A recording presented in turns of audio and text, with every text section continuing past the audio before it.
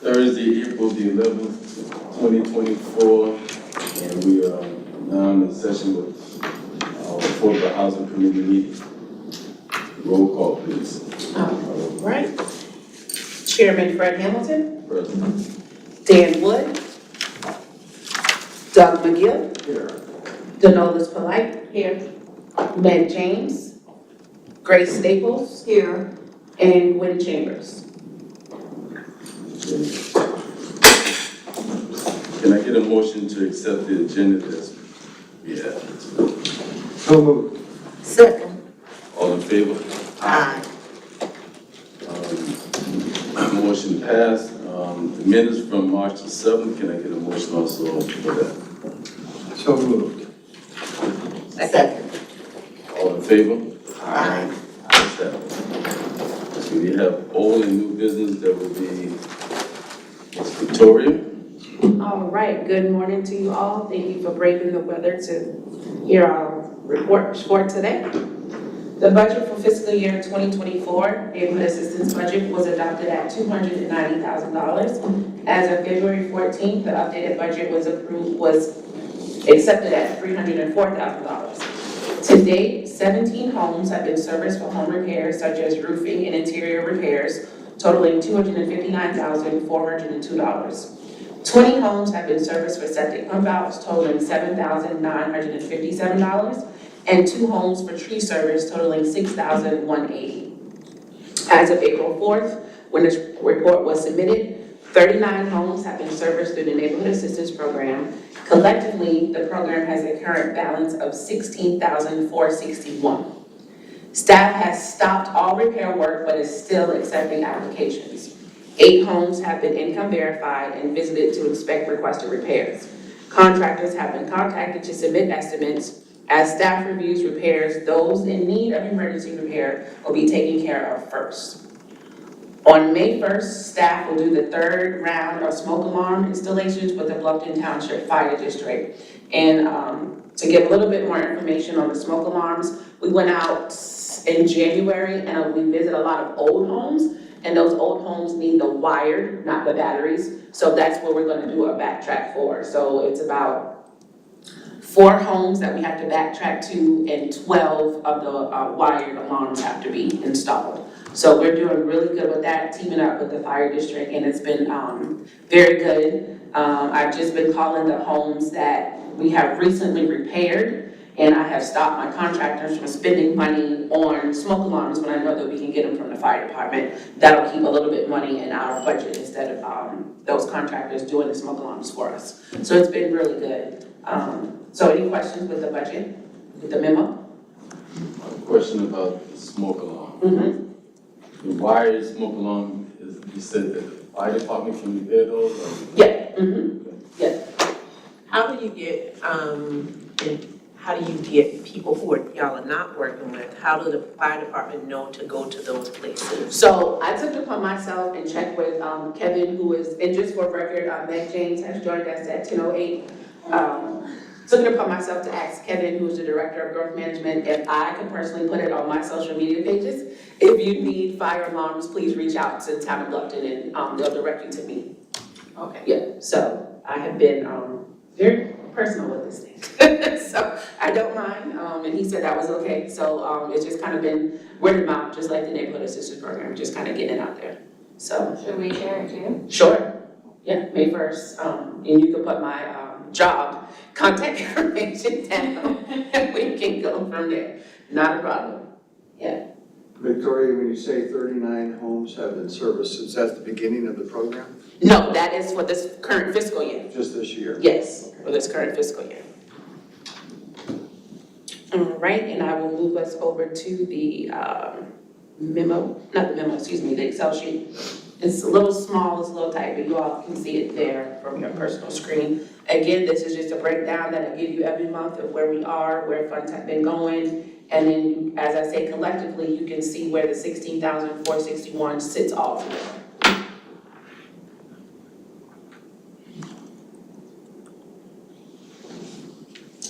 And again, I do want to backtrack to property cleanup. I think I've told you guys that trash bins and everything have been very expensive lately. So if you guys know anyone that has connections or not connections, or wouldn't mind giving the town a discounted rate for trash bins, and when I say trash bins, I mean the 50 and 30-yard trash bins that we can leave on property for about a week and they come back and pick up, because they are very expensive when you come to the waste fee, the pickup fee, the per load, and all of that. So if you know anyone, please reach out to me and we can start doing that again, please. Okay, we use Waste Management. So I have reached out to them, but they don't have the small bins. It just seems like they have those 45, but I'll reach back out again. I did reach out to them once. I'll reach back out again because that's what Derek from Public Works said. So I'll reach back out to that contact. All right, and then next on our agenda, as you all may know, April is Fair Housing Month. So I included the proclamation, the signed proclamation that Mayor Toomer signed at Town Council on this past Tuesday. Do you all want me to read that out loud for you? Well, before you read it, next year, Okay. make sure someone from the affordable housing is here to receive it. Sure. Okay. Go ahead and sign myself. Doesn't have to be me, Okay. but someone from the affordable housing should Okay, represent us, okay? we'll make sure. Right. That is all I have. I do have a couple of notes that I took last month from questions that were asked. I know Chairman wanted to know why the Beaufort Jasper Housing Trust Fund staff submitted an application for the home repair funds.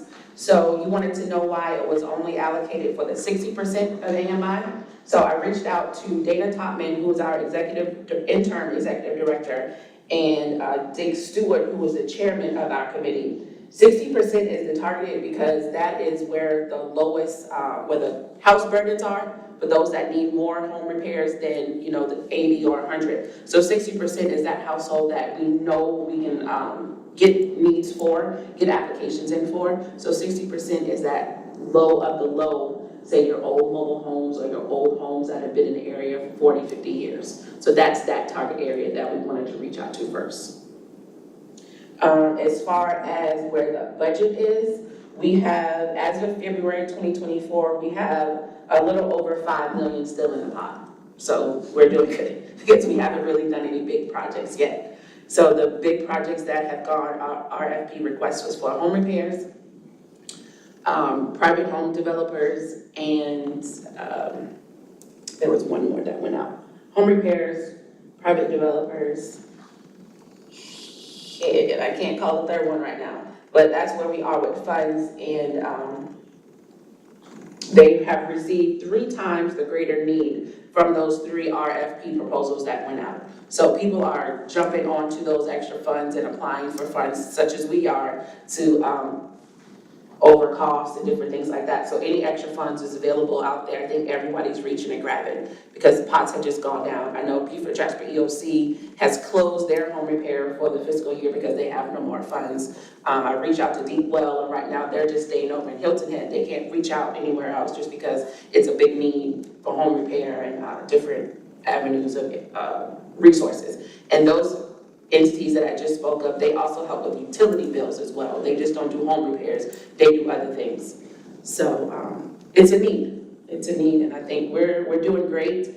I spoke with Chairman before we met, before the meeting started, and I have partnered with, like I keep saying, Save the Shutters. So I have passed some of our big houses over to Save the Shutters just until July, and then they're not gonna do all the work, but once July hits, we'll be able to jump forces with Save the Shutters, put some of our funds, and then Save the Shutters do their part as well. So those applications that we have, I'm not ignoring them, you know, I'm trying to find them other entities until my pocketbook opens again. So, any questions, any further questions? Mr. McGill, you wanted to know what the average cost was of home repairs And I did a small little number finagling between 2023, which was our last year fiscal, and our current. So what I did was the number of homes, and it looks like the average cost is a little over 8,000 of what we're putting into our homes. And then that number, of course, increases, you know, so that's just the average between 2023 and our current fiscal year where we are right now. Interesting. Yeah, thank you for doing that. So that is that. And we do have a presenter, but before I open up and go to our Zoom, any questions, comments, concerns? Okay, I have a couple. Yes, Beaufort Jasper EO. need their information, I'll send you guys that flyer. The other question was, the Housing Trust Fund, you said that lowest is 60% AMI, 6%. Are there any other municipalities that have anything lower than 60% AMI that they service? I don't think so. I can look and see, but I don't believe so. I'm asking because is that Beaufort Jasper lowest, is that the lowest that Bluffton have that they can service? This is what Beaufort Jasper Housing Trust Fund has put their lowest to. Yeah, And that's fine. yeah, that's what they put their lowest You to. don't have to check. Okay, all right. And I honestly believe besides Bluffton and Hilton Head might be the only two municipalities that have home repair like what we have. So, you know, everybody else has those other nonprofits, but actually government or town, I don't think they have one. Now, do we have a request in to get some of those funds for Bluffton? Oh, yes, yeah. Charlotte and I submitted that. The last day to submit was March 28th, and we got ours in March 27th. What's that number? We applied for 150,000. Yes, Is that the most we could apply for? yes, sir. Yep. And I made a note, we will get these funds, it's sitting on my desk, so I made a note. Any other questions? Just curiosity, you don't have to do any research on it, but are most of our homes that we're servicing that average about 8,000, are those mostly mobile homes? Okay. Older mobile homes, yes, sir. I was curious about the Coastal Community Development Corporation, Alan Wolf Surge Group helped started it. I think it's countywide, but I didn't know if it was anything that, I have not done any homework with that group yet, but I will. okay, cool. I'll see what. Maybe they could do a presentation or something too. Sure. You think it's countywide? Coastal Community Development Corporation, it's countywide, Really? I yeah. thought they was focusing on Hilton Head. And that's where it started, that's where it stemmed from, and that's what they're looking to, you know, help, but it's supposed to be countywide. Okay, are they doing repairs, or are they doing? I think it's gonna be maybe new housing, or like retrofitting, but I don't know for sure, that's why I was kind of bringing it up, to look into. No, that's a different one, that's out of Beaufort. I didn't want to say it. Because I think they're getting funding too, so. Recording in progress. Just put that on mute. Okay, so we are going to, if any more questions, comments, okay. We are going to jump into our presentation. And you see Miss Tracy there because she's from IT. She just wanted to make sure we were having connections. But I don't see my presenter on here. Hold on 1 second. Miss Tracy, can you hear me?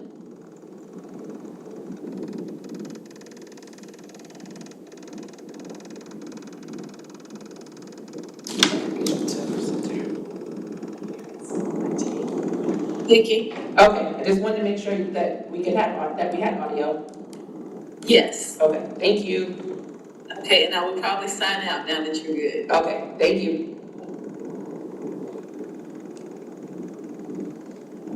All right, while I'm reaching out to our presenter, if you guys can think of anything, let me know.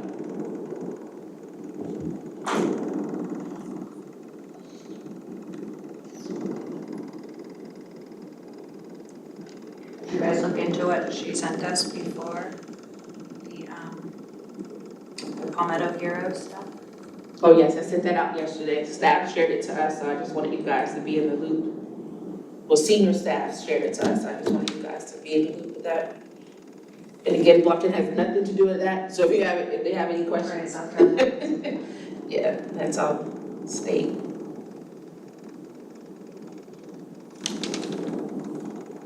All right, I just reached out. He texted at 10:08 to see if we were still getting on, but I didn't want to bring him in too early, so he should be getting back in here.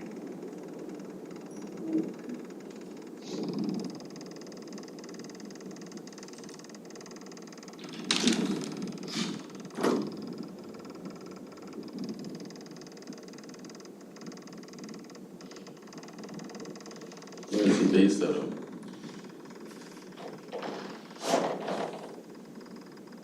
He is based, hey.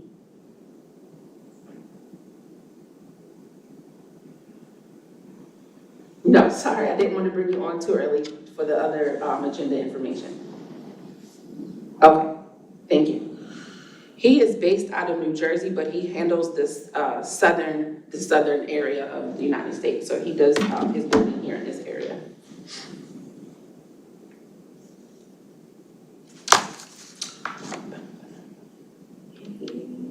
Give him 2 seconds.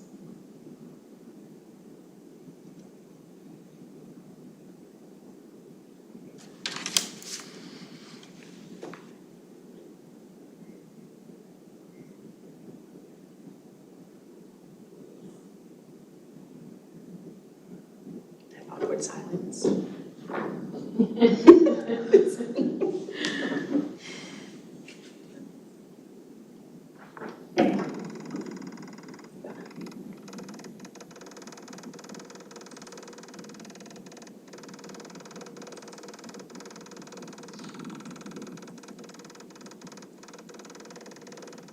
Good morning, Mr. Morgan. Can you hear me? I can. Okay, welcome aboard. Are you ready for us? Yes, I'm ready for you. Yeah, Oh, I'm sorry. Let me share my screen. no problem.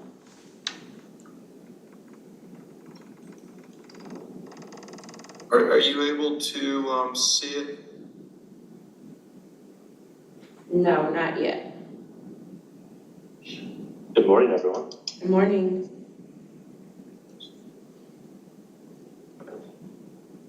I just gave you permission, so it's coming up now. Okay, tell me when you can see it. I apologize. We're used to working off of Google, not Teams. Okay, we're good. You see it? Okay. Yeah. Hi, everybody. My name is Bruce Morgan. I'm here with my teammate, Jimmy Hancock. We're with the Michaels Organization, which is based in Camden, New Jersey. Although my office is in Sarasota, Florida, and Jimmy's is on the East Coast in West Palm. I oversee the Michaels development activity in the Southeast, which includes the state of South Carolina, Georgia, Alabama, Florida, Tennessee, etc. We reached out to the town of Bluffton because one of the things that we're focused on is what we call attainable housing, which is affordable housing for your workforce. The Michaels Organization has been in business for the last 50 years. We're privately held, and let me just see if I can, oops, I'm sorry. And we got our start by building tax credit housing. But what we found was more and more, because of the economy, because of COVID, there are a number of areas, particularly resort areas or areas in close proximity to resort areas, which have experienced incredible price inflation on their real estate, which has had a really positive impact if you own a house, but has had a real negative impact on the workforce, who's having a more and more difficult time being able to afford to live within close proximity to their job. We call this attainable housing. It's typically somewhere in the neighborhood of 80 to 120% of area median income.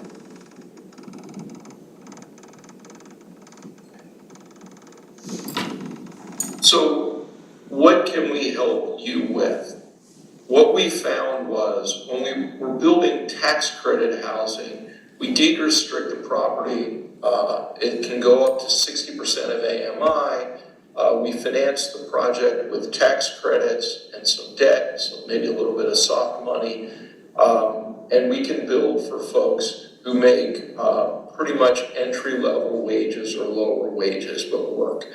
But what happens to the nurse, the police officer, the administrator, who can't afford to live in your community? So we started looking at our pro forma and saying, how can we help areas out with this segment of the workforce? And what we found was, if 2 of 3 things happen, we can voluntarily deed restrict property for the foreseeable future. And what I mean by the foreseeable future, I mean for the next 30 to 50 years. If property is donated to the project and or a tax abatement or infrastructure relief is provided, we found that we can finance in areas like Bluffton, AMIs between 80 and 120% of area median income. In Bluffton, that means somewhere, for a family of 4, it means at the 80% level, an income of up to $73,400, with rents up to $1,800 a month, going up to $110,000 for annual income, with rents up to $2,700 a month.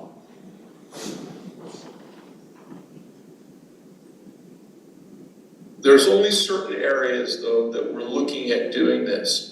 Areas, like I said earlier, that have been impacted by a lot of price appreciation.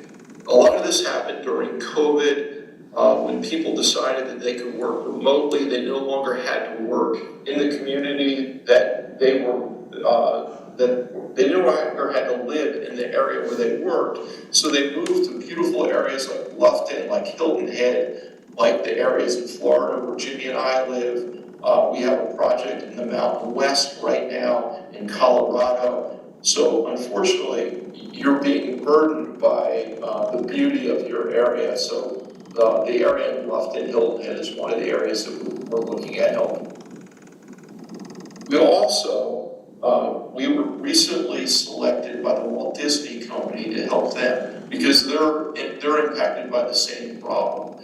Walt Disney has found that the typical manager who works either with Disney or for Disney makes about $90,000 a year, but can no longer afford to live anywhere near the Disney campus.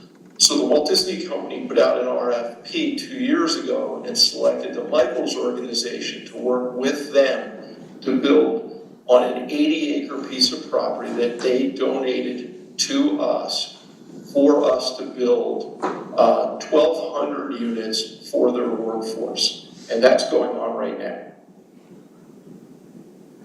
In Camden, New Jersey, we're working with a local healthcare system, which is having the same problems.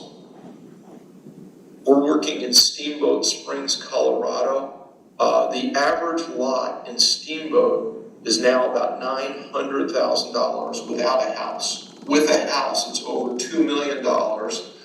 There's no place, if you don't live in Steamboat, the next area to live for the workforce is 30 miles away, and that's a small little town. So what's happening is the workforce, if you work in this ski community, you're driving somewhere between 40 minutes to an hour every day each way to get to work, because there's simply nowhere for you to live in the community. It's just become too expensive. So we're working with the Yampa Valley Housing Authority in Steamboat to build 2,200 units of workforce housing to help solve that problem. In Atlanta, we're working at the Civic Center project to build workforce housing. So who's Michaels? As I started the conversation, Michaels has been building affordable housing, what we say attainable housing, affordable housing, but also market rate housing, military housing, and simply market rate. Basically any multifamily product we've been building for the last 50 years. We're in 39 states. We have built 600+ communities. We have about 60,000 units in our portfolio. But I think what's really important is we're privately held and we really care about our resident and the communities that they live in. Michael set aside a scholarship fund for our residents. We've given out to date over $11 million, over $14 million of scholarship monies to our residents. They can use that money to attend a 2 or 4-year college or a trade school. Every fall, we stuff thousands of backpacks, which we give to the children who live in our community. Our residents and our communities are really important for us. We partner with towns like Bluffton, and we look at the horizon as being the very long term. We're gonna hopefully work with you all to help solve a problem in your community and be there for a very long time.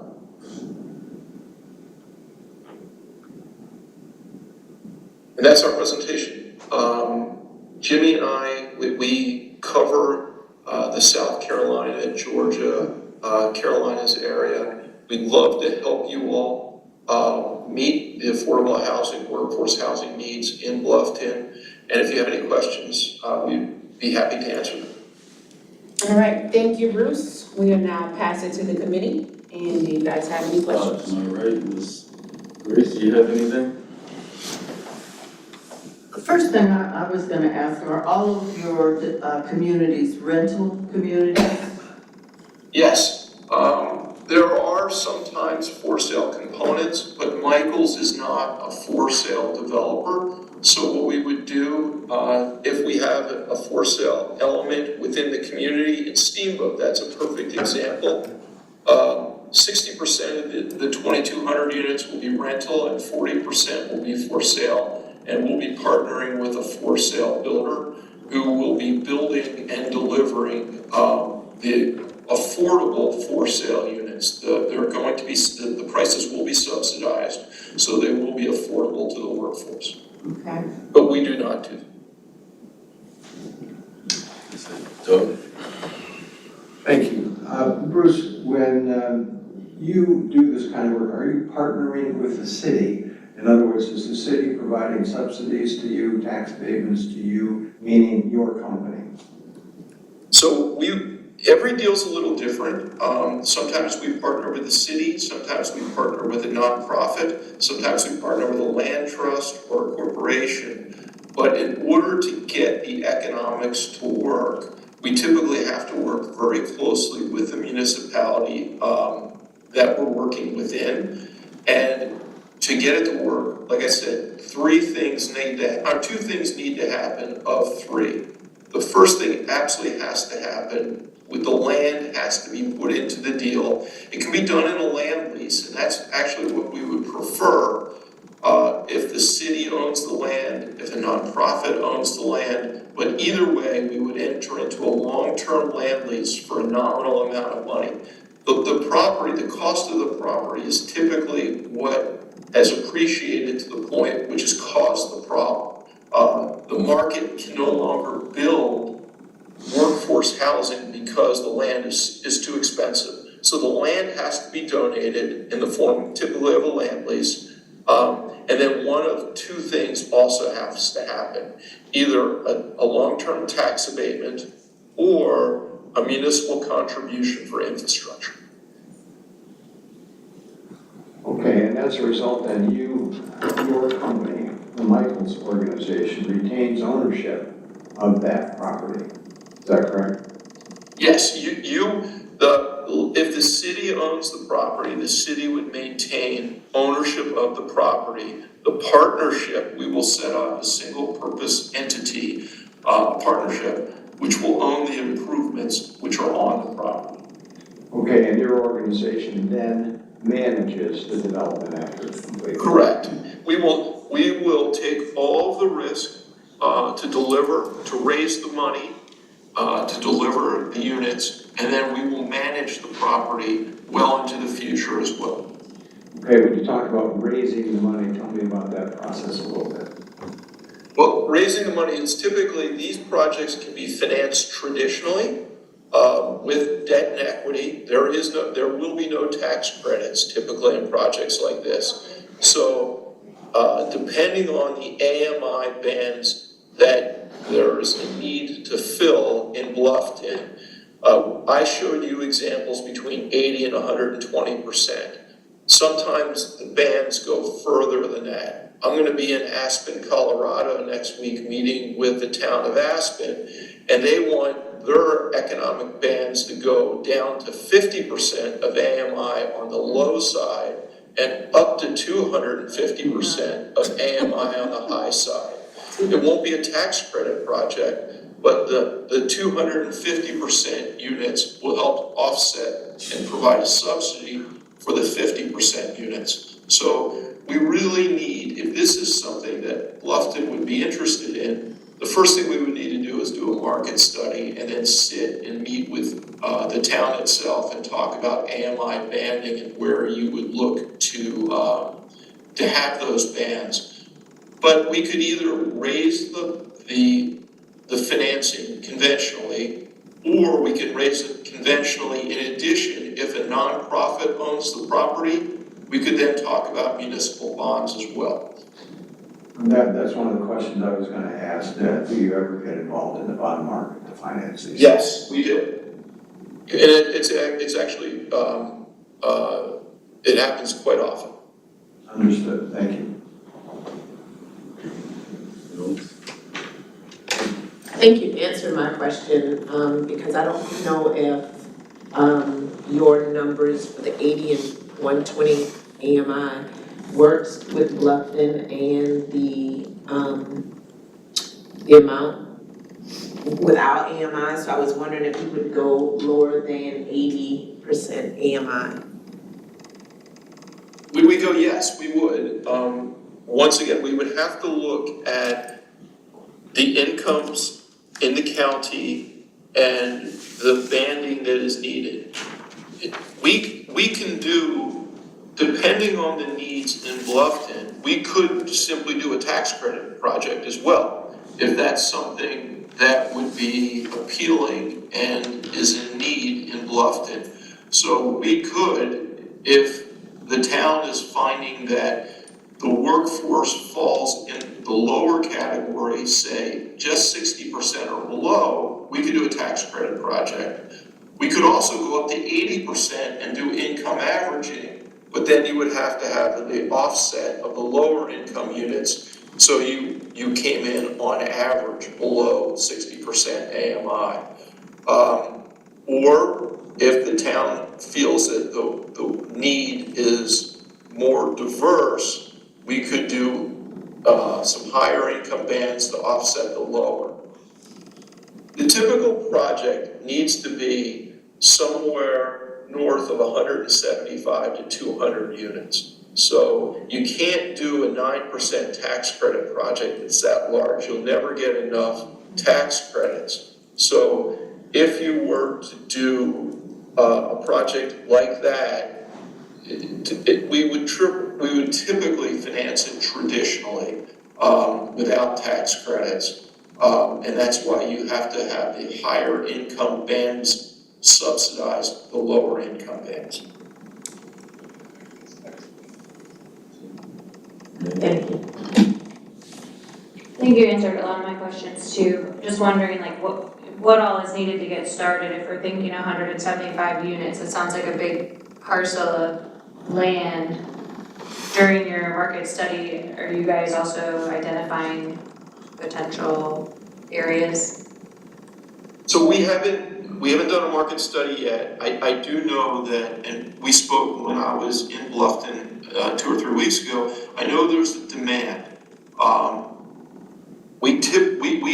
The next step would be, if this is something that the town would be interested in, the first thing we'd like to look at is, does the town have any available property that they could put into the project? If the answer is no, we can certainly look through a broker network of what's available in town. Like I said though, in order for a true attainable/workforce housing deal to work, the deal needs to include donated property. So if we were to go out and buy a piece of property that would need, the cost of the property itself would have to be offset by some sort of a municipal contribution. A lot of communities have trust fund monies, which they have collected for affordable/attainable housing. We just won't have the ability to voluntarily deed restrict the property for the long term unless the land is donated to the property. It just, the numbers won't work. What if it was like scattered site? If you couldn't get 175 units on one site, but multiple properties were donated, is that anything you guys have done? So when you say scattered site, my first reaction is you have 15 or 20 properties and we put them all together in various locations. That won't work. If you're talking about scattered sites and we're talking about maybe 3 sites that are in relatively close proximity to one another, we can certainly look at that. What's close proximity? Excuse me? What would you consider close proximity to each other? It's kind of like one of those situations, you know it when you see it. I'd have to look at it. It can't be miles apart. I think that might be it's our problem anyways. That's it, Nick. Thank you, yes. We want to thank you for your presentation. I have no questions. You've answered all the questions that I may have stumbled on, but we will get back to you and see what may be the next step, if there's a next step. But your presentation was very well received, and we thank you for your time. Well, thank you very much for having us. If you have more questions, I'm in your area quite frequently, and I'd love to stop by and meet you all in person. I know I was there once, and it was great to kind of put a name with a face. So let us know what your needs are. Thank you for taking the time and listening, and we'd love to help. All right, thank you, Bruce. Thank you for taking your time. Sorry we got on a little late, but we had to do some in-house stuff first. So we thank you for your time, and we'll get back with you. Thank you. All Have a right, great have a day. good day. You too. Thank you, gentlemen. Bye-bye. Good day. Bye-bye.